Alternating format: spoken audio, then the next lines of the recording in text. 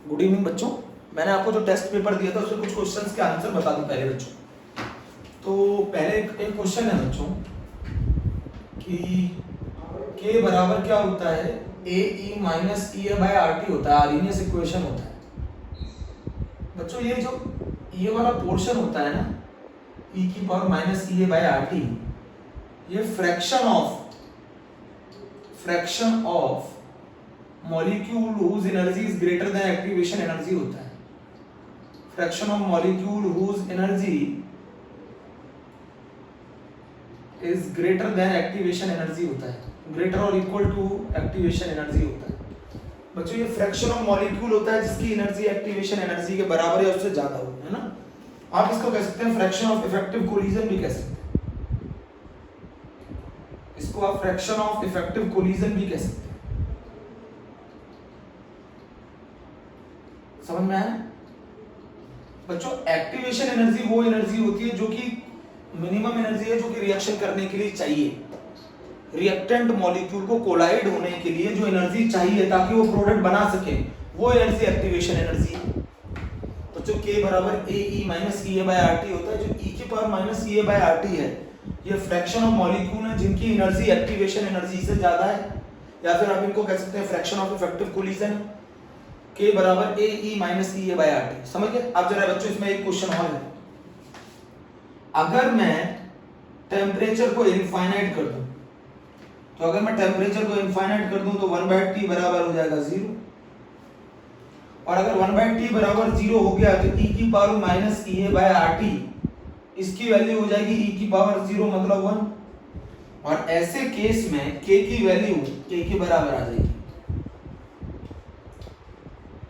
बच्चों। ये भी नोट कर लो, ये सेकंड पॉइंट के फॉर्म में नोट कर लो, ये फर्स्ट फॉर्म के फॉर्म में नोट कर लो। एक्टिवेशन एनर्जी वो एनर्जी है जो कि कोलाइडिंग मॉलिक्यूल्स के पास होनी चाहिए, अगर इससे इसके बराबर या इससे ज्यादा एनर्जी होगी तो उनका कोलिजन इफेक्टिव होगा। नोट करो बच्चों, सुना ध्यान से। के बराबर ए ई माइनस ई ए बाय आर टी, टेम्परेचर को अगर मैं इनफाइनाइट कर दूं तो 1/T 0 हो जाएगा, तो e की पावर ई ए बाय आर टी e की पावर 0 हो जाएगा, e की पावर 0 1 हो जाएगा, तो k की वैल्यू e के बराबर आ जाएगी बच्चों। नोट किया? अच्छा, अच्छे से नोट करो।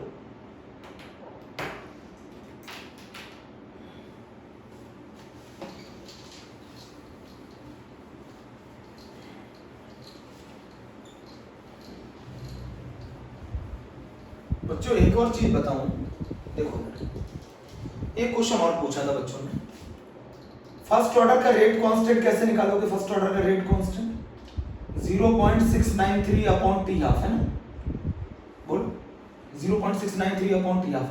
फर्स्ट ऑर्डर का रेट कांस्टेंट जो है वो दे रखा है कितना, फर्स्ट ऑर्डर का टी हाफ दे रखा है 40 मिनट है ना। जीरो ऑर्डर का टी हाफ कैसे निकालोगे, बोलो C0/2 के 2 टी हाफ। C0 की वैल्यू दे रखी थी क्वेश्चन में 1.386, 2 टी हाफ की वैल्यू जीरो ऑर्डर के दे रखा था, जीरो ऑर्डर के लिए, जीरो ऑर्डर के लिए टी हाफ दे रखा था 20 मिनट। पूछ रहा था कि K1/K0 क्या है, K1/K0 क्या आएगा, तो K1/K0 आएगा 0.693 अपॉन 1.386, ये आ जाएगा 1/2। एक क्वेश्चन भी पूछा था कल बच्चों ने, उसका आंसर है। नोट कर लो बच्चों, K1 निकाला 0.693 अपॉन टी हाफ, K0 निकाला C0/2 के होता है, K इधर ले गए 2 टी हाफ, टी हाफ दे रखा था जीरो ऑर्डर का 20, C0 दे रखा था 1.386 मोल पर डेसीमीटर, बट मोल पर डेसीमीटर क्यूब दे रखा था, डिवाइड किया आगे।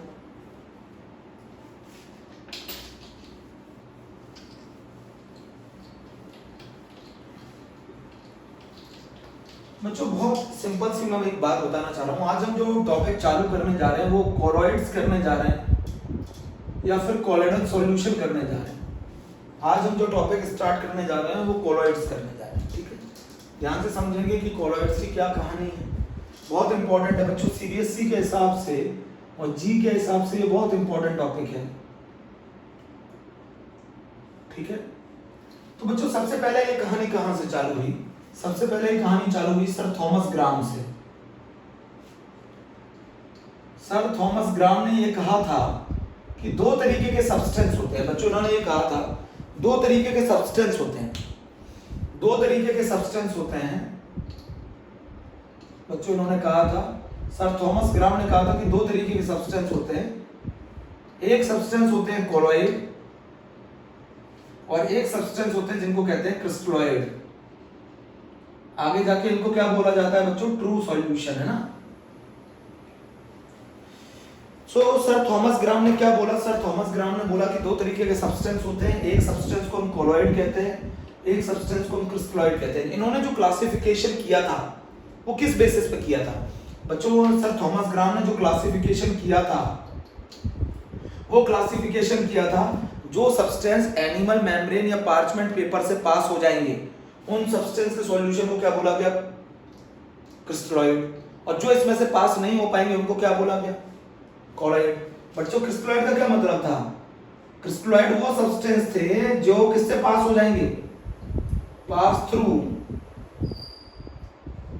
एनिमल मेम्ब्रेन, एनिमल मेम्ब्रेन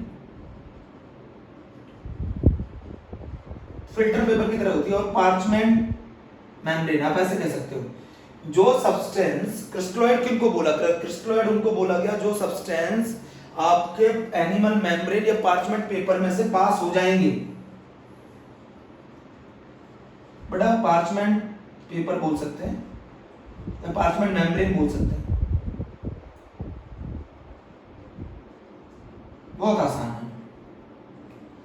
वो सब्सटेंस जो कि एनिमल मेम्ब्रेन या पार्चमेंट मेम्ब्रेन में से पास हो जाएंगे उनको क्या बोला गया? क्रिस्टलॉइड। और जो पास नहीं हो पाएंगे उनको क्या बोला गया? कोलॉइड। नोट करो बच्चों, मैं फिर बोल रहा हूं, क्रिस्टलॉइड उनको बोला गया जो सब्सटेंस किसी पार्चमेंट पेपर या फिर एनिमल मेम्ब्रेन में से पास हो जाएंगे उनको बोला गया क्रिस्टलॉइड।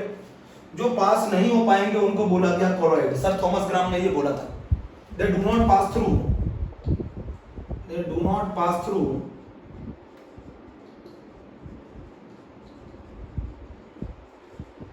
एनिमल मेम्ब्रेन और पार्चमेंट पेपर, है ना, पेपर कह लो, मेम्ब्रेन कह लो बात। तो बच्चों क्या होता है, इनमें बहुत छोटे छोटे पोर्स होते हैं। जो सब्सटेंस सर थॉमस ग्राम ने क्लासिफिकेशन किया था वो किया था कि there are two types of substance, one is called colloid and other is called crystalloid. Crystalloid वो सब्सटेंस होते हैं जो पार्चमेंट पेपर या फिर एनिमल मेम्ब्रेन में से पास हो जाएं। जो सब्सटेंस के सॉल्यूशन पार्चमेंट पेपर और एनिमल मेम्ब्रेन में से पास नहीं हो पाते उनको कोलॉइड बोला जाता है। इन्होंने बोला था कि कोलॉइड कोई स्टेट नहीं है। इनका कहना था कि कोलॉइड और क्रिस्टलॉइड टाइप के दो तरीके के सब्सटेंस होते हैं और एक सब्सटेंस वो होता है जो कि जिसका सॉल्यूशन एनिमल मेम्ब्रेन और पार्चमेंट पेपर में से पास हो जाएगा उसको बोला गया क्रिस्टलॉइड, और जिनका पास नहीं हो पाएगा वो कहलाएंगे कोलॉइड। बात समझे जरा। सर थॉमस ग्राम ने कहा कि वो सब्सटेंस दो तरीके के होते हैं, इनको कोलॉइड कहते हैं, इनको क्रिस्टलॉइड कहते हैं। जो पास हो जाएंगे एनिमल मेम्ब्रेन और पार्चमेंट पेपर में से उनको क्या कहा गया? क्रिस्टलॉइड। जो पास नहीं हो पाएंगे उनको क्या कहा गया? कोलॉइड। बट ये थ्योरी फेल हो गई बच्चों, ये थ्योरी फेल हो गई क्योंकि मैं बता दूं कोलॉइड और क्रिस्टलॉइड कोई सब्सटेंसेस नहीं होते। Colloid and crystalloid, colloid and crystalloid are not the substances, or not the substances. This is a particular state of a substance. This is a particular state of a substance.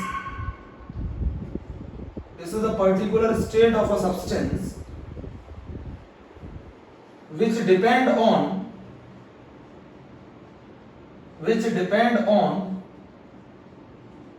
size of the particle. अभी भी नहीं समझे आप? देखो मैं समझाऊं। Sir Thomas ग्राम ने जो थ्योरी दी थी उसके हिसाब से उन्होंने कहा था कि there are two types of substance, one is called colloid and other is called crystalloid. Colloid वो सब्सटेंस होते हैं जो पार्चमेंट पेपर और एनिमल मेम्ब्रेन में से पास ना हो पाए, और जो सब्सटेंस इसमें से पास हो जाएंगे उनको इन्होंने क्या बोला? क्रिस्टलॉइड बोला। बट आगे जाके थ्योरी बोला गया कि कोलॉइड और क्रिस्टलॉइड कोई सब्सटेंस नहीं होते, ये पर्टिकुलर स्टेट है सब्सटेंस की जो कि साइज ऑफ द पार्टिकल पर डिपेंड करती है। चलिए आप बोलेंगे कैसे? कैसे? पहले इतना नोट करो। सर थॉमस ग्राम ने क्या था, there are two types of substances, one is called colloid and other is called crystalloid. Crystalloid किसको बोला गया, ऐसे सब्सटेंस जो पास हो जाते हैं एनिमल मेम्ब्रेन से या पार्चमेंट पेपर से, और ऐसे सब्सटेंस जो एनिमल मेम्ब्रेन और पार्चमेंट पेपर में से पास ना हो पाए उनको क्या बोला गया, कोलॉइड। तो कोलॉइडल सॉल्यूशन और क्रिस्टलोइड सॉल्यूशन है क्या, ऐसे सब्सटेंस का सॉल्यूशन जो एनिमल मेम्ब्रेन और पार्चमेंट पेपर में से पास हो जाए उनको बोला जाता है क्रिस्टलोइड, और ऐसे सब्सटेंस जिनका सॉल्यूशन पार्चमेंट पेपर और एनिमल मेम्ब्रेन में से पास ना हो उनको बोला जाता है कोलॉइड। बाद में ये थ्योरी फेल हो गई बच्चों, ये थ्योरी फेल हो गई। ये थ्योरी इसलिए फेल हो गई क्योंकि कोलॉइड और क्रिस्टलोइड कोई सब्सटेंस नहीं है, ये एक स्टेट है सब्सटेंस की जो डिपेंड करती है साइज ऑफ द पार्टिकल पे। ये पर्टिकुलर स्टेट है सब्सटेंस की जो डिपेंड करती है साइज ऑफ द पार्टिकल पे। आप बोलेंगे कैसे, जैसे मान लीजिए अगर आप NaCl को पानी में डाल दो तो बच्चों ये क्रिस्टलोइड है, ये क्रिस्टलोइड है, और इसी NaCl को अगर आप बेंजीन के सॉल्यूशन में बेंजीन में डाल दो तो ये कोलॉइड। क्या बताना चाहता हूं जरा समझो, यहां NaCl एक ही सब्सटेंस दोनों तरीके से बिहेव कर रहा है। अगर आप NaCl को पानी में डालोगे तो क्रिस्टलोइड है, और अगर आप NaCl को बेंजीन में डालोगे तो कोलॉइड है। तो यहां पर एक ही सब्सटेंस दोनों तरीके से बिहेव कर रहा है, कोलॉइड की तरह भी और क्रिस्टलोइड की तरह भी। यहां पर एक ही सब्सटेंस दोनों की तरह बिहेव कर रहा है, कोलॉइड की तरह भी और क्रिस्टलोइड की तरह भी। तो इनका कहना था there are two types of substances, one is called colloid and other is called crystalloid, but यहां तो एक ही substance act as a colloid as well as crystalloid. बच्चों अगर आप NaCl को वाटर में डाल दो तो it will behave as a crystalloid, और अगर आप NaCl को बेंजीन में डाल दो तो it will behave as a colloid.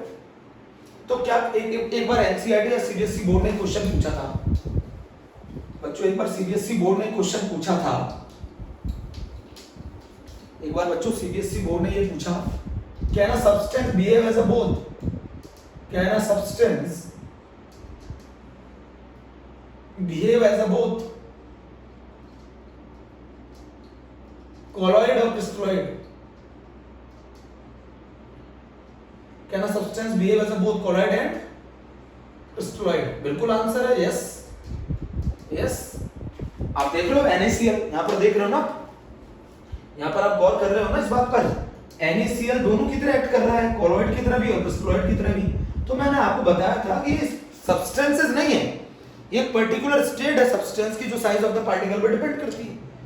बच्चों ये कोई सब्सटेंसेस नहीं है, ये पर्टिकुलर स्टेट है सब्सटेंस की जो साइज ऑफ द पार्टिकल पर डिपेंड करती है। ठीक है, नहीं अभी भी नहीं समझ में आया, जरा एक बार एग्जांपल और देखो, एक एग्जांपल और देखो।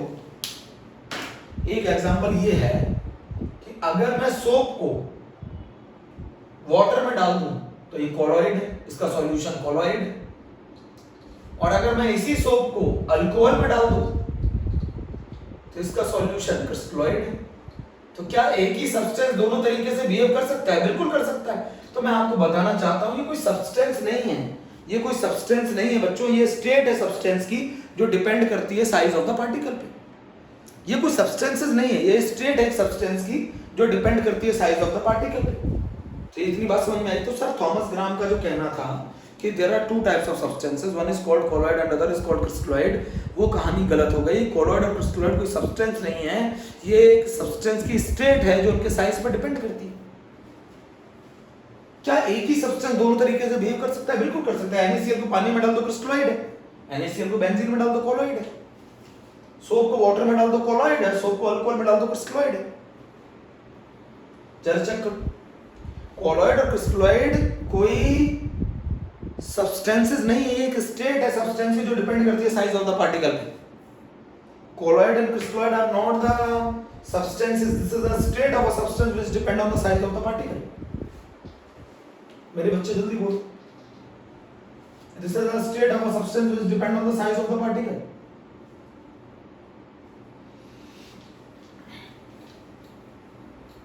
बोलो, नहीं आया समझ।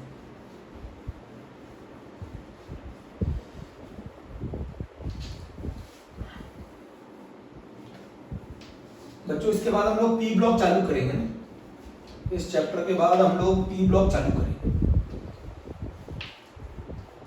तो आपको समझ में आ गया क्या एक ही सब्सटेंस दोनों तरीके से बिहेव कर सकता है, कोलॉइड और क्रिस्टलोइड? तो ये आंसर है यस। NaCl को अगर पानी में डाल दोगे तो it will act as a, बताओ NaCl को अगर आप पानी में डाल दोगे तो किसकी तरह एक्ट करेगा? क्रिस्टलोइड। और NaCl को अगर आप बेंजीन में डाल दोगे तो किसकी तरह एक्ट करेगा? कोलॉइड। तो अब हम जो पहला क्लासिफिकेशन पढ़ रहे हैं ए, है ना, जो हम फर्स्ट क्लासिफिकेशन पढ़ रहे हैं, first classification is on the basis of size of the particle, is on the basis of size of the particle. Size of the particle के बेसिस पर हम पहला क्लासिफिकेशन पढ़ रहे हैं। तो ये जो क्लासिफिकेशन है ये 3 पार्ट्स में है। एक है ट्रू सॉल्यूशन, एक है कोलॉइडल सॉल्यूशन और एक है सस्पेंशन। साइज के बेसिस पर पार्टिकल को हम पार्टिकल के साइज के बेसिस पर हम 3 पार्ट्स में डिवाइड कर सकते हैं। एक को हम क्या बोलते हैं, ट्रू सॉल्यूशन बोलते हैं, एक को हम कोलॉइडल सॉल्यूशन बोलते हैं, एक को हम सस्पेंशन बोलते हैं। समझ गए? तो मैंने पहले से बता रखा था ये कोई सब्सटेंसेस नहीं है, एक पर्टिकुलर सब्सटेंस की स्टेट है जो डिपेंड करती है साइज ऑफ द पार्टिकल। अगर size of the particle 0.1 nanometre से 1 नैनोमीटर के बीच में हो या 1 नैनोमीटर से कम हो, सही है, तो वो ट्रू सॉल्यूशन की कैटेगरी में आ जाते हैं। ठीक है। अगर पार्टिकल का साइज 1 नैनोमीटर से 1000 नैनोमीटर के बीच में हो तो वो आ जाते हैं कोलॉइडल सॉल्यूशन में, और अगर इससे बड़ा हो 1000 नैनोमीटर से तो वो आ जाता है सस्पेंशन। तो बड़ा आसान है। ट्रू सॉल्यूशन के अंदर particle size is less than 1 nanometer, colloidal solution में the particle size is between 1 nanometer and 1000 nanometer, और सस्पेंशन में 1000 नैनोमीटर से ज्यादा होता है। ठीक है, इतनी बात समझ में आ गई। चलो एग्जांपल की बात करते हैं। इसका जो नेचर होता है, ट्रू सॉल्यूशन का जो नेचर होता है वो होमोजीनियस होता है। होमोजीनियस का मतलब होता है दे completely mix with each other, they completely mix with each other, है ना बच्चों, ये कंप्लीटली मिक्स हो जाते हैं। अगर आप इनको मिलाओगे, आपको आप पढ़ के आए हुए हैं, दे completely mix with each other, they lose their identity completely, they lose their identity completely. इसके अंदर जो सॉल्यूट होते हैं वो अपनी आइडेंटिटी कंप्लीट लूज कर देते हैं, they lose their identity completely. नहीं समझे? समझाता हूं। अरे कंप्लीटली मिक्स हो जाते हैं, एक फेज हो जाता है। ट्रू सॉल्यूशन में पढ़ चुके हो, glucose plus water, glucose plus water को मिलाओगे तो लिक्विड फेज में आ जाएगा ना, इसमें ग्लूकोज की आइडेंटिटी कंप्लीटली लूज हो जाती है, टोटली मिक्स हो जाते हैं, होमोजीनियस हो जाता है। होमोजीनियस का मतलब मालूम है ना, composition is uniform through out the mixture. तो ट्रू सॉल्यूशन वो होते हैं जब पार्टिकल साइज 0.1 नैनोमीटर से 1 नैनोमीटर में लाया करे। ट्रू सॉल्यूशन का नेचर होमोजीनियस होता है, दे completely mix with each other, और एक ही फेज रह जाता है, दे completely mix with each other, and the solute particle lose their identity completely, उसको बोला जाता है ट्रू सॉल्यूशन। बच्चों ट्रू सॉल्यूशन में पार्टिकल का साइज बहुत कम होता है। ट्रू सॉल्यूशन के अंदर बच्चों पार्टिकल का साइज बहुत कम होता है, पार्टिकल साइज बहुत स्मॉल है। मेरी बात समझो, इतना छोटा है पार्टिकल साइज कि विजिबल नहीं है। तो मैं आपको क्या समझाना चाहता हूं, ट्रू सॉल्यूशन के अंदर मैं आपको बताना चाहता हूं कि पार्टिकल साइज 0.1 नैनोमीटर से 1 नैनोमीटर के बीच में ट्रू सॉल्यूशन के अंदर दे completely mix with each other, और एक ही फेज रह जाता है। अगर ग्लूकोज प्लस वाटर मिलाओगे तो जो फेज रह जाएगा वो लिक्विड रह जाएगा, तो इसके अंदर कंप्लीटली मिक्स हो जाते हैं। The solute particle lose their identity completely, आप उन्हें देखोगे पूरी तरीके से मिक्स हो चुके होंगे। मेरी बात समझो। कोलॉइडल सॉल्यूशन का बच्चों जो नेचर होता है वो हेटेरोजीनियस होता है। आपको देखने से ऐसा लगेगा ये कंप्लीटली मिक्स हो गए हैं, आपको देखने से ऐसा लगेगा ये कंप्लीटली मिक्स हो गए, बट अगर आप माइक्रोस्कोप से देखेंगे तो आपको पार्टिकल पूरे सॉल्यूशन में घूमते हुए दिखाई देंगे। बच्चों आपको देखने से ऐसा लगेगा ये कंप्लीटली मिक्स हो चुके हैं, बट ये कंप्लीटली मिक्स नहीं होते, ये अपनी आइडेंटिटी लूज नहीं करते। अगर आप इन्हें माइक्रोस्कोप से देखेंगे तो ये पूरे सॉल्यूशन मूव करते हुए दिखाई देंगे। ये हेटेरोजीनियस होते हैं बच्चों। कोलॉइडल सॉल्यूशन का नेचर हेटेरोजीनियस होता है, ट्रू सॉल्यूशन का नेचर होमोजीनियस होता है। इसमें पार्टिकल साइज बहुत छोटा होता है, इसमें पार्टिकल साइज 1 नैनोमीटर से 1000 नैनोमीटर होता है। बड़े भाई कौन है? सस्पेंशन। छोटे भाई कौन है? True solution. बीच वाले कौन है? 1 नैनोमीटर से 1000 नैनोमीटर कोलॉइडल सॉल्यूशन। इनका नेचर हेटेरोजीनियस है, इसका नेचर होमोजीनियस है। Particles not lose their identity completely, particle do not lose their identity completely, do not lose their identity completely. Particles अपनी आइडेंटिटी कंप्लीटली लूज नहीं करते हैं। Particles do not lose their identity completely, particles lose their identity completely इसके अंदर। बोलो बच्चों, इसका nature heterogeneous है, इसका नेचर होमोजीनियस है। अंडरलाइन, ट्रू सॉल्यूशन का नेचर होमोजीनियस है, कंप्लीटली मिक्स हो जाते हैं। देखने से ऐसा लगेगा ये कंप्लीटली मिक्स हो गए हैं, बट इनका नेचर हेटेरोजीनियस होगा। जब माइक्रोस्कोप से देखेंगे तो पार्टिकल अपनी आइडेंटिटी लूज नहीं करेंगे, वो पूरे मीडियम में घूमते हुए दिखाई देंगे। ट्रू सॉल्यूशन के अंदर बच्चों जिस चीज को हम सॉल्यूट और सॉल्वेंट बोलते हैं, मेरी बात सुनिएगा, ट्रू सॉल्यूशन में जिनको हम सॉल्यूट और सॉल्वेंट बोलते हैं, कोलोइडल सॉल्यूशन में उनको हम डिस्पर्स्ड फेज और डिस्पर्जन मीडियम बोलते हैं।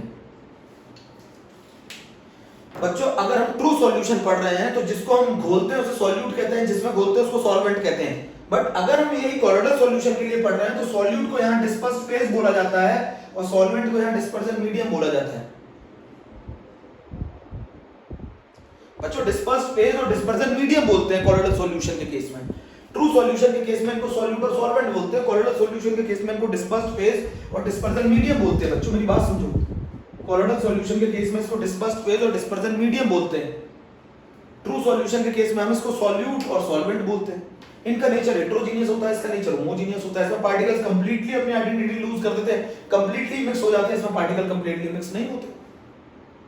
बच्चों बोलो, और आपको सस्पेंशन का तो मालूम ही है, इसका नेचर तो हेटेरोजीनियस होता है।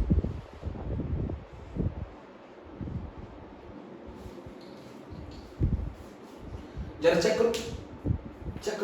तो हम जो पढ़ रहे हैं वो classification on the basis of the size of the particle पढ़ रहे हैं। अगर हमारा साइज पार्टिकल का 0.1 नैनोमीटर से 1 नैनोमीटर के बीच में होता है तो हम इसे ट्रू सॉल्यूशन कहते हैं, और अगर हमारे पार्टिकल का साइज 1 नैनोमीटर से 1000 नैनोमीटर के बीच में होता है तो इसे कोलोइडल सॉल्यूशन कहते हैं, और अगर हमारे पार्टिकल का साइज 1000 नैनोमीटर से ज्यादा होता है तो उसको सस्पेंशन कहते हैं। ट्रू सॉल्यूशन का नेचर होमोजेनियस होता है, ये कंप्लीटली मिक्स हो जाते हैं एक दूसरे के साथ, completely mix with each other. Colloidal solution का नेचर हेटेरोजीनियस होता है, जबकि सस्पेंशन का नेचर भी हेटेरोजीनियस होता है। इसमें पार्टिकल अपनी आइडेंटिटी लूज नहीं करते हैं। अगर हम ट्रू सॉल्यूशन पढ़ते हैं तो हम सॉल्यूट और सॉल्वेंट बोलते हैं, बट अगर हम कोलोइडल सॉल्यूशन पढ़ते हैं तो हम डिस्पर्स्ड फेज और डिस्पर्जन मीडियम बोलते हैं। पहले क्लियर करो बच्चों, इतना क्लियर करो।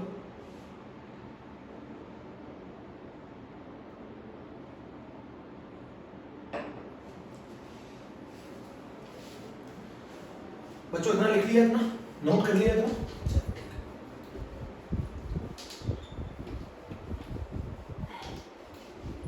ट्रू सॉल्यूशन का एग्जांपल तो आपने पढ़ लिया। ट्रू सॉल्यूशन का एग्जांपल क्या है बच्चों? ट्रू सॉल्यूशन का एग्जांपल क्या है? ग्लूकोज प्लस वाटर है। बहुत अच्छे से पढ़ो, बहुत ध्यान लगा के पढ़ो क्या बताना चाह रहा हूं।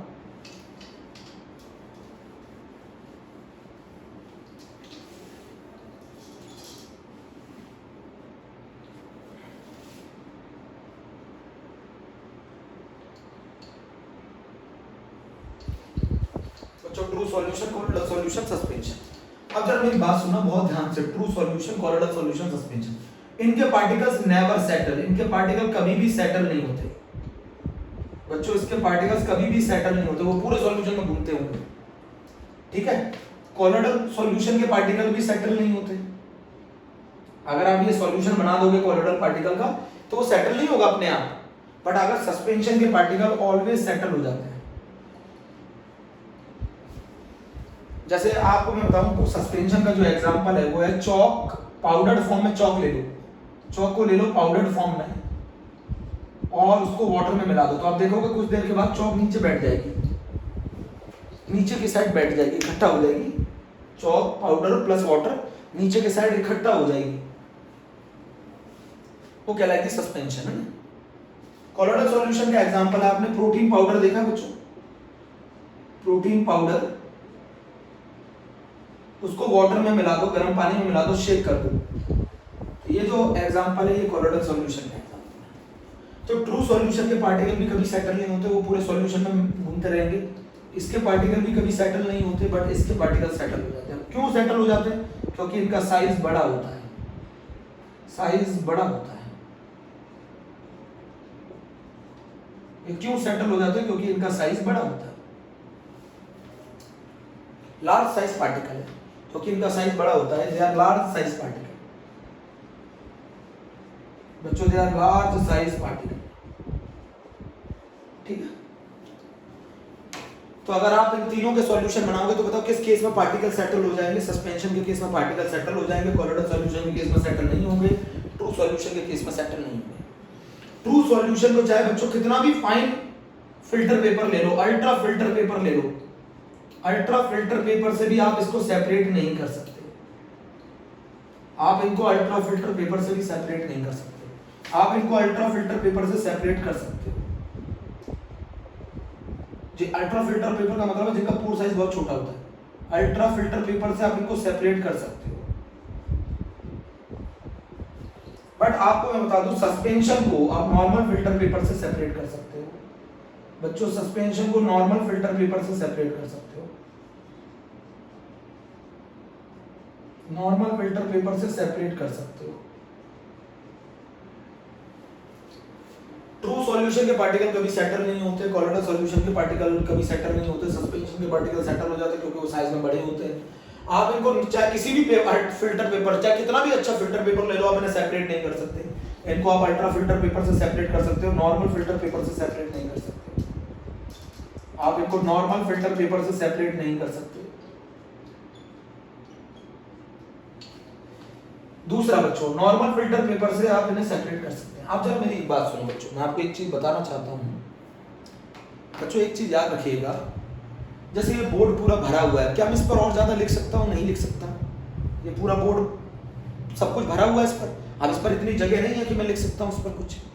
उसी तरीके से हमारा ब्रेन भी होता है बच्चों। जब तक उस ब्रेन में और फालतू की चीजें चलती रहेंगी तब तक हमारी नॉलेज की चीजें, हमारे सब्जेक्ट की चीजें, केमिस्ट्री, फिजिक्स, मैथमेटिक्स की चीजें हमारे दिमाग में नहीं जाएंगी। मान लीजिए जैसे अभी आप खबर सुन रहे हैं, सुशांत सिंह राजपूत हो, कोरोना हो, या फिर और भी कोई मैटर हो, इन सब चीज़ों से आपको दूर रहना चाहिए। आपके ब्रेन की जगह ये चीज़ें ऑक्यूपाई कर लेंगी, और अगर आप ये ब्रेन में ये ऑक्यूपाई कर लेंगी तो फिर ये चीज़ें कैसे आएंगी? सही है? आप खुद सोचिए, आप खुद सोचिए कि ये क्या चल रहा है। आपके ब्रेन को खाली रखना पड़ेगा बच्चों ये सब चीजें उसके अंदर लेकर आने के लिए। जो चीज पहले से, अगर पहले से मान लो ये बोर्ड पहले से भरा हुआ है, इसमें मैं क्या करूं? उसमें और कुछ लिख सकता हूं? नहीं लिख सकता। उसी तरीके से अगर आपके ब्रेन में पहले से ऑलरेडी पहले से चीजें चल रही हैं तो इस चीज को आपके ब्रेन में डालना मेरे लिए बहुत मुश्किल होगा। अवॉइड करें बच्चों, इन सब चीजों को अवॉइड करें। कोई किसी ने नेगेटिव बोला उसको अवॉइड करें, क्योंकि ये सब आपके ब्रेन की चीज, माइंड को ऑक्यूपाई करेंगे। अगर माइंड को ऑक्यूपाई करेंगे तो इन चीजों के लिए जगह कम हो जाएगी। ट्रू सॉल्यूशन के पार्टिकल कभी सेटल नहीं होते, कोलोइडल सॉल्यूशन के पार्टिकल्स कभी सेटल नहीं होते, सस्पेंशन के पार्टिकल सेटल होते हैं। ट्रू सॉल्यूशन के पार्टिकल्स को आप अल्ट्रा फिल्टर पेपर से भी सेपरेट नहीं कर सकते, जबकि आप कोलोइडल सॉल्यूशन को अल्ट्रा फिल्टर पेपर से सेपरेट कर सकते हैं, नॉर्मल फिल्टर पेपर से नहीं कर सकते। और जबकि सस्पेंशन को आप लार्ज साइज पार्टिकल होते हैं, आप इन्हें नॉर्मल फिल्टर पेपर से भी सेपरेट कर सकते हैं। ये हम डेफिनेशन पढ़ रहे हैं कि होते क्या है कोलोइडल सॉल्यूशन। तो कोलोइडल सॉल्यूशन के बारे में कुछ चीजें क्लियर हुई? अभी तक नहीं पता चला। कोलोइडल सॉल्यूशन के बारे में कुछ चीज क्लियर हुई? बताओ क्या है कोलोइडल सॉल्यूशन? वो जिसके अंदर पार्टिकल साइज 1 नैनोमीटर से 1000 नैनोमीटर के बीच में हो, जिनका नेचर हेटेरोजीनियस हो, जिनके पार्टिकल सेटल ना हो, जिनको हम अल्ट्रा फिल्टर पेपर से सेपरेट कर सके। These are the information about the colloidal solution, है ना बच्चों। इसके particle not visible by microscope, मतलब आप माइक्रोस्कोप से भी नहीं देख सकते। इसके पार्टिकल्स को आप माइक्रोस्कोप से भी नहीं देख सकते, नॉट विजिबल बाय माइक्रोस्कोप। इसके पार्टिकल को आप नेकेड आइज से नहीं देख सकते। इसके पार्टिकल्स को आप नेकेड आइज से नहीं देख सकते, बट माइक्रोस्कोप से देख सकते हैं। इसको माइक्रोस्कोप से देख सकते हैं। इसके पार्टिकल्स को तो आप क्लियरली नेकेड आइज से विजिबल है। इसके पार्टिकल नेकेड आइज से विजिबल है। इसके पार्टिकल नेकेड आइज से विजिबल है। बच्चों पार्टिकल साइज बहुत छोटा होने के कारण ये कुछ इफेक्ट शो नहीं करता। पार्टिकल साइज बहुत छोटा होने के कारण ये कुछ इफेक्ट शो नहीं करता, जैसे Tyndall effect, Brownian motion etcetera, Brownian motion etcetera. इसके अंदर ये टिंडल इफेक्ट भी शो करता है। आपको मालूम है ये कोलोइडल सॉल्यूशन की प्रॉपर्टीज है। टिंडल इफेक्ट, इलेक्ट्रोफोरेसिस, ठीक है, ब्राउनियन मोशन, ब्राउनियन मोशन।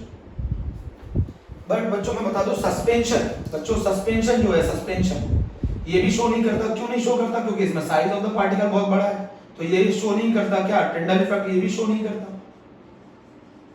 ये टिंडल इफेक्ट शो नहीं करता, ये ब्राउनियन मोशन शो नहीं करता।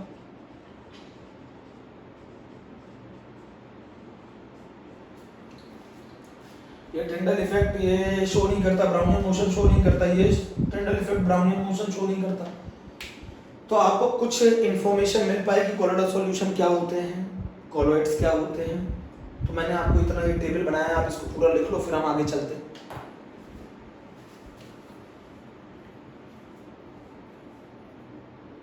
जल्दी लिख लो बच्चों, जल्दी से नोट करो, जल्दी नोट करो।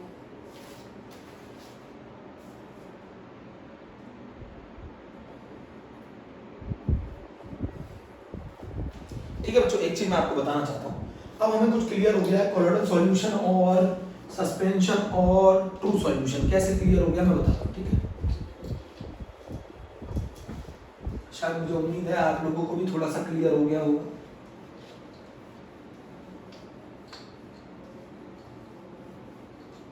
तो बच्चों ये थ्योरी चालू कहाँ से हुई थी?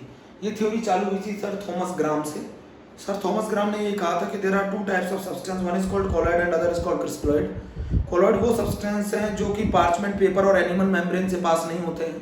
क्रिस्टलॉइड वो सब्सटेंस है जो एनिमल मेम्ब्रेन और पार्चमेंट पेपर से पास हो जाते हैं। ऐसे सब्सटेंसेस को उन्होंने क्रिस्टलॉइड कहा, ऐसे सब्सटेंस को उन्होंने कोलॉइड कहा जो इनसे पास नहीं हो पाते हैं। बाद में मालूम चला कि एक ही सब्सटेंस दोनों की तरह एक्ट कर रहा है, ये कैसे हो सकता है? उन्होंने कहा था क्लासिफिकेशन दो अलग अलग है, एक सब्सटेंस कोलॉइड होते हैं, एक अलग सब्सटेंस क्रिस्टलॉइड होते हैं। बट बाद में मालूम चला कि एक ही सब्सटेंस दोनों तरीके से बिहेव कर सकता है। जैसे अगर हम NaCl को पानी में डालें तो क्रिस्टलॉइड है, और अगर हम NaCl को बेंजीन में डालें तो वो कोलॉइड है। उसी तरीके से अगर हम सोप को वाटर में डालें तो वो कोलॉइड है, और अगर हम सोप को अल्कोहल में डालें तो वो क्रिस्टलॉइड है। तो बाद में मालूम चला कि एक ही सब्सटेंस दोनों तरीके से बिहेव कर सकता है। तो सर थॉमस ग्राम की थ्योरी जो है वो फेल हो गई। फिर आगे जाके एक रिजल्ट आया कि जो कोलॉइड और क्रिस्टलॉइड है ये कोई सब्सटेंस नहीं है, ये एक पर्टिकुलर स्टेट है सब्सटेंस की जो डिपेंड करती है साइज ऑफ द पार्टिकल पे। तो फिर हमने क्लासिफिकेशन किया on the basis of the size of the particle. They are divided into 3 categories, true solution, colloids and suspension. True solution वो होते हैं जिनका पार्टिकल साइज 0.1 नैनोमीटर से 1 नैनोमीटर के बीच में होता है, और कोलॉइड्स वो होते हैं जिनका पार्टिकल साइज 1 नैनोमीटर से 1000 नैनोमीटर के बीच में होता है, और सस्पेंशन वो होते हैं जिनका साइज 1000 नैनोमीटर से ज़्यादा होता है। ये भी बात हम लोगों ने समझी। कोलॉइड्स क्या होते हैं बच्चों? ट्रू सॉल्यूशन जो होते हैं वो होमोजीनियस होते हैं, मतलब उसके अंदर जो सॉल्यूट और सॉल्वेंट है दे completely mix with each other, और मिलने के बाद एक फेज रह जाता है। ठीक है, बट आपको बता दूं कोलॉइड्स का जो है नेचर वो हेट्रोजीनियस है। आपको देखने से ऐसा लगेगा दे completely mix with each other, but अगर आप माइक्रोस्कोप से देखेंगे तो आपको पार्टिकल्स घूमते हुए दिखाई देंगे। They do not mix completely with each other, है ना। आपको सस्पेंशन में पार्टिकल साइज बहुत बड़ा होता है तो वो पहले से मालूम चल जाता है कि इनका नेचर हेट्रोजीनियस है। तो ट्रू सॉल्यूशन का नेचर होमोजीनियस है, कोलॉइड्स का नेचर आपका हेट्रोजीनियस है, और सस्पेंशन का नेचर भी हेट्रोजीनियस है। कोलॉइड्स और ट्रू सॉल्यूशन के पार्टिकल्स कभी सेटल नहीं होते, वो पूरे सॉल्यूशन में घूमते रहते हैं, जबकि इनके पार्टिकल सस्पेंशन के बड़े होने के कारण सेटल हो जाते हैं। आप ट्रू सॉल्यूशन के पार्टिकल्स को माइक्रोस्कोप से भी नहीं देख सकते, जबकि आप कोलॉइड्स को माइक्रोस्कोप से देख सकते हैं, और सस्पेंशन को आप नेकेड आइज से देख सकते हैं। ट्रू सॉल्यूशन के पार्टिकल को आप कितना भी अच्छा फिल्टर पेपर यूज कर ले उनसे सेपरेट नहीं कर सकते, जबकि कोलॉइड्स को आप अल्ट्रा फिल्टर पेपर से सेपरेट कर सकते हैं, और सस्पेंशन को नॉर्मल फिल्टर पेपर से सेपरेट कर सकते हैं। जो ट्रू सॉल्यूशन होते हैं वो साइज पार्टिकल का बहुत छोटा है, जिसके कारण वो दो effect Tyndall effect Brownian motion show नहीं करते। कोलॉइड्स टिंडल इफेक्ट और ब्राउनियन मोशन शो करते हैं, जबकि सस्पेंशन के साइड पार्टिकल का साइज बहुत बड़ा होने के कारण वो भी टिंडल इफेक्ट और ब्राउनियन मोशन शो नहीं करते हैं। तो अभी तक हमने क्या पढ़ा कि कोलॉइड्स एक तरीके से हैं क्या? कोलॉइड्स वो हैं जिनके अंदर पार्टिकल का साइज 1 नैनोमीटर से 1000 नैनोमीटर हो, जिसमें नेचर हेट्रोजीनियस हो, जिसके अंदर पार्टिकल्स कभी सेटल ना हो, जिन्हें हम सेपरेट कर सकते हो अल्ट्रा फिल्टर पेपर से, जो हम देख सकते हो particles are visible under microscope, और जो टिंडल इफेक्ट और ब्राउनियन मोशन शो करते हो। तो this is the real definition of the colloid. बच्चों आप नोट करिएगा, कोलॉइड की रियल डेफिनेशन है।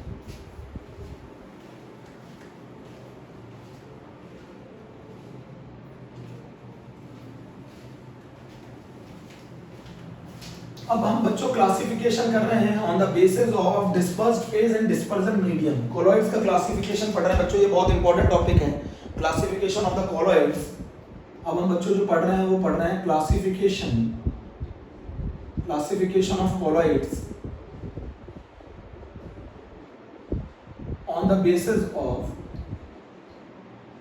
फिजिकल स्टेट, है ना, on the basis of physical state of dispersed phase and dispersion medium। जिस तरीके से हम ट्रू सॉल्यूशन के अंदर आगे जाके पढ़ेंगे कि ये टिंडल इफेक्ट क्यों शो करते हैं, ट्रू सॉल्यूशन टिंडल इफेक्ट क्यों शो नहीं करता, सस्पेंशन क्यों नहीं शो करता, वो सब आगे की कहानी है, वो तो हमने अभी जनरली समझा है। अब हम जो पढ़ रहे हैं वो क्लासिफिकेशन पढ़ रहे हैं कोलॉइड्स का on the basis of physical state of dispersed phase and dispersion medium. Dispersed phase और डिस्पर्जन मीडियम की फिजिकल स्टेट के बेसिस पर तो मैं बता दूं कोलॉइड्स के अंदर एक डिस्पर्स्ड फेज होता है, डीपी कहते हैं, और एक कहते हैं डीएम। एक बच्चों डिस्पर्स्ड फेज होता है, एक dispersion medium. The phase which is distributed throughout the medium is known as dispersed phase. The phase which is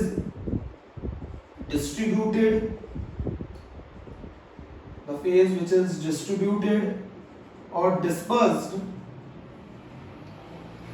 throughout the medium उसको बोलते हैं डिस्पर्स्ड फेज। एक तरीके से जिस तरीके से ट्रू सॉल्यूशन के अंदर इसको सॉल्यूट बोला जाता है, कोलॉइड्स के अंदर इसको डिस्पर्स्ड फेज बोला जाता है। लिखो बच्चों, जल्दी से नोट कर लो। डिस्पर्जन मीडियम का मतलब क्या है? The medium in which colloidal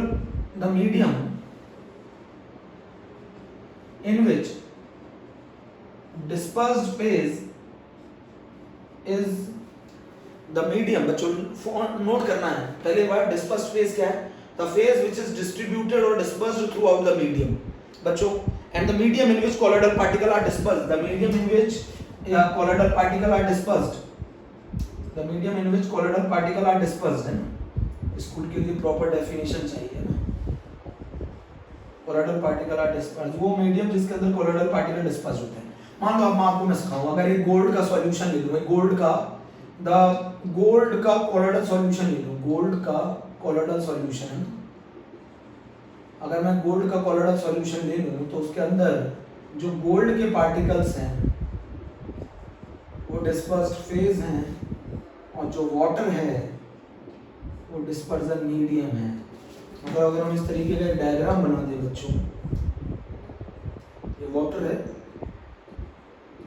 और ये गोल्ड के पार्टिकल्स हैं बच्चों। ये एक गोल्ड का कोलोइडल सॉल्यूशन ले लिया मैंने, गोल्ड का कोलोइडल सॉल्यूशन, उसके अंदर ये डिस्पर्स्ड फेज है, गोल्ड के पार्टिकल्स हैं, ये गोल्ड के पार्टिकल्स है, AU लिख दूं, ये गोल्ड के पार्टिकल्स हैं, ठीक है।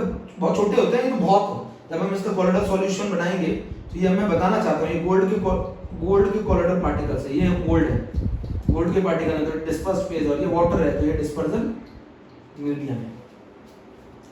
तो डिस्पर्स्ड फेज का मतलब क्या होता है? The phase which is distributed और dispersed throughout the medium, ठीक है, और the medium in which colloidal particles are dispersed, ठीक है, उसको बोला जाता है डिस्पर्जन मीडियम। ठीक है, डेफिनेशन आती नहीं है पर समझ लो आप। बोलो बच्चों, अगर मैं मान लो एक प्रोटीन का कोलोइडल सॉल्यूशन बनाऊं, एक प्रोटीन का सॉल्यूशन बनाऊं, तो उसके अंदर जो प्रोटीन होगा ना वो डिस्पर्स्ड फेज होगा, है ना, और जो वाटर होगा ना वो डिस्पर्जन मीडियम होगा। तो जो चीज ट्रू सॉल्यूशन के अंदर सॉल्यूट और सॉल्वेंट बोली जाती है वो कोलोइडल सॉल्यूशन के अंदर डिस्पर्स्ड फेज और डिस्पर्जन मीडियम बोली जाती है। जो चीज कोलॉइड्स के अंदर डिस्पर्स्ड फेज और डिस्पर्जन मीडियम बोली जाती है वो ट्रू सॉल्यूशन के अंदर सॉल्यूट और सॉल्वेंट बोली जाती है। ठीक है, बोलो बच्चों, समझ में आ गया? अब हम जो क्लासिफिकेशन पढ़ रहे हैं वो on the basis of physical state पढ़ रहे हैं ना। फिजिकल स्टेट के बेसिस पर हम लोग पढ़ने जा रहे हैं क्लासिफिकेशन बच्चों, है ना, फिजिकल स्टेट के बेसिस पर। अब जरा आप समझो, देखो आपको मैं बताऊं। अच्छा ये बताओ, डिस्पर्स्ड फेज की कितनी फिजिकल स्टेट होगी? 3, सॉलिड, लिक्विड और गैस, है ना। डिस्पर्जन मीडियम की भी कितनी फिजिकल स्टेट होंगी? Solid, liquid, gas. 3 का कॉम्बिनेशन बनाओ, कितने बनेगा? 9, बट 9 नहीं होते हैं। क्लासिफिकेशन अगर हम करें फिजिकल स्टेट और डिस्पर्स्ड फेज और डिस्पर्जन मीडियम तो कितने केसेस होते हैं? 8। क्यों? गैस इन गैस ये होमोजीनियस होता है। बच्चों गैस इन गैस ये होमोजीनियस होता है, जबकि मालूम है आपको कोलॉइड्स का नेचर हेट्रोजीनियस होता है बच्चों, जबकि आपको अच्छी तरह मालूम है कोलॉइड्स का नेचर हेट्रोजीनियस होता है। कोलॉइड्स का नेचर हेट्रोजीनियस होता है, कोलॉइड्स का नेचर हेट्रोजीनियस होता है बच्चों। तो टोटल कितने केसेस होने चाहिए थे? 3 डिस्पर्स फेज की फिजिकल स्टेट 3 है, डिस्पर्जन मीडियम की फिजिकल स्टेट 3 है, तो 3 और 3 का कॉम्बिनेशन कितना बनेगा? 9। पर 9 नहीं हो सकते, एक कम होगा क्योंकि गैस इन गैस होमोजीनियस। बच्चों मैं कुछ पॉइंट और बता रहा हूं, ये क्वेश्चन इससे पूछा गया है जी में ना बच्चों, इससे मैं जी में क्वेश्चन पूछा गया है बच्चों। एक चीज और बता दूं, अगर डिस्पर्जन मीडियम एयर हो या फिर गैस हो, और करके देख लो, अगर डिस्पर्जन मीडियम एयर या गैस हो तो इसको एरोसोल बोलते हैं। अगर डिस्पर्जन मीडियम वाटर हो तो उसको हाइड्रोसोल बोलते हैं। अगर डिस्पर्जन मीडियम अल्कोहल हो तो उसको एल्कोसोल बोलते हैं। अगर डिस्पर्जन मीडियम बेंजीन हो तो उसे बेंजोसोल बोलते हैं। नोट करो, अगर डिस्पर्जन मीडियम गैस हो तो उसे एरोसोल बोलते हैं, अगर डिस्पर्जन मीडियम वाटर हो तो उसे हाइड्रोसोल बोलते हैं, अगर डिस्पर्जन मीडियम अल्कोहल हो तो उसको एल्कोसोल बोलते हैं, अगर डिस्पर्जन मीडियम बेंजीन हो तो उसे बेंजोसोल बोलते हैं। नोट करा बच्चों? तो वैसे अगर देखा जाए तो तीनों तीन के कॉम्बिनेशन 9 होने चाहिए थे, 9 नहीं होते, एक कम होता है क्योंकि गैस एंड गैस होमोजीनियस होता है, जबकि आपको अच्छी तरह मालूम है कोलॉइड्स का नेचर हेट्रोजीनियस होता है। नोट कर लो।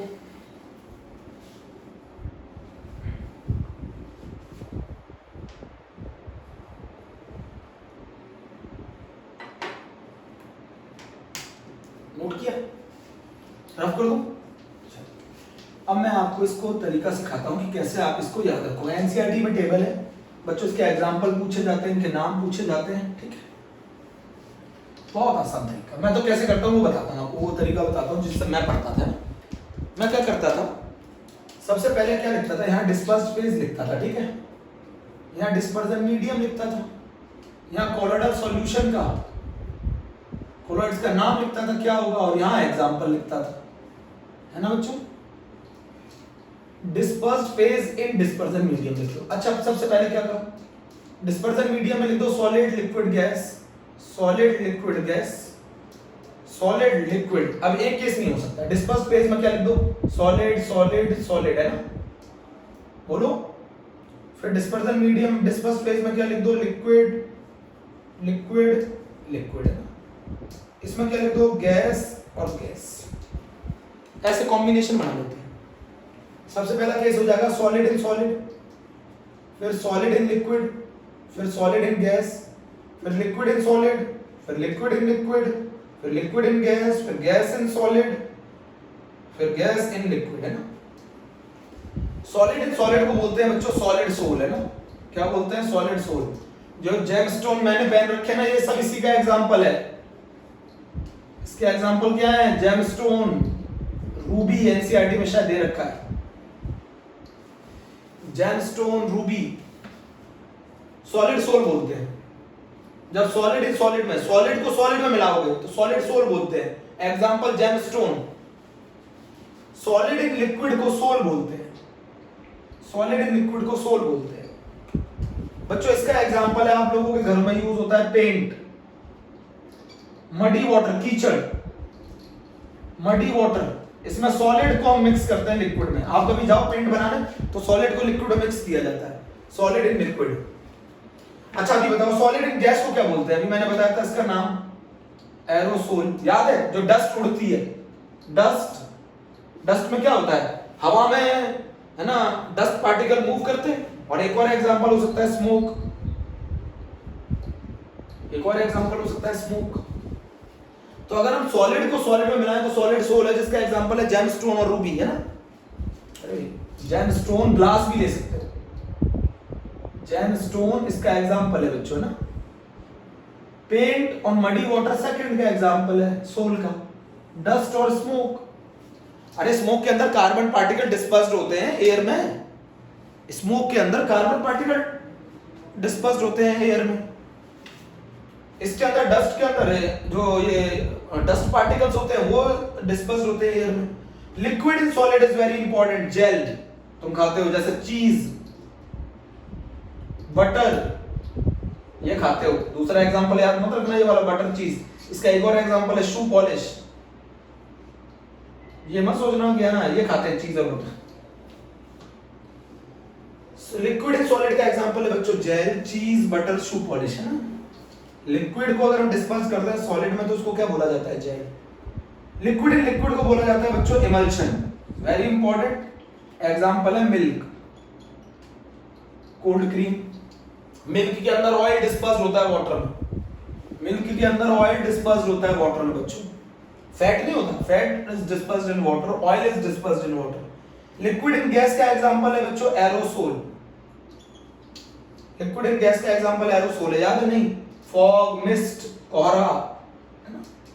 फॉग, मिस्ट इसका एग्जांपल है। बोलो, फॉग और मिस्ट इसका एग्जांपल है liquid in gas.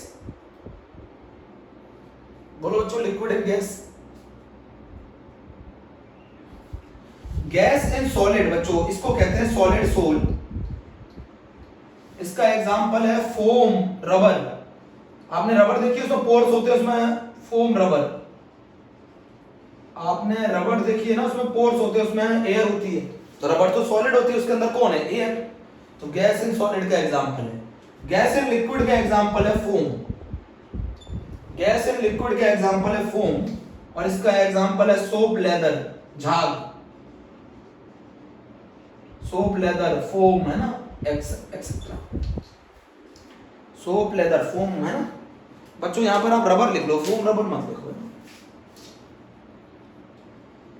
Foam rubber मत लिखो।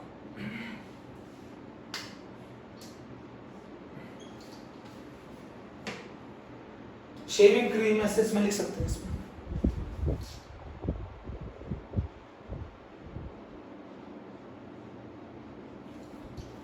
बच्चों मैं क्या बताना चाह रहा था, अगर dispersed phase and dispersion medium, अगर सॉलिड को सॉलिड में डिस्पर्स करोगे तो उसको सॉलिड सोल बोलते हैं, उसका एग्जांपल जेमस्टोन है।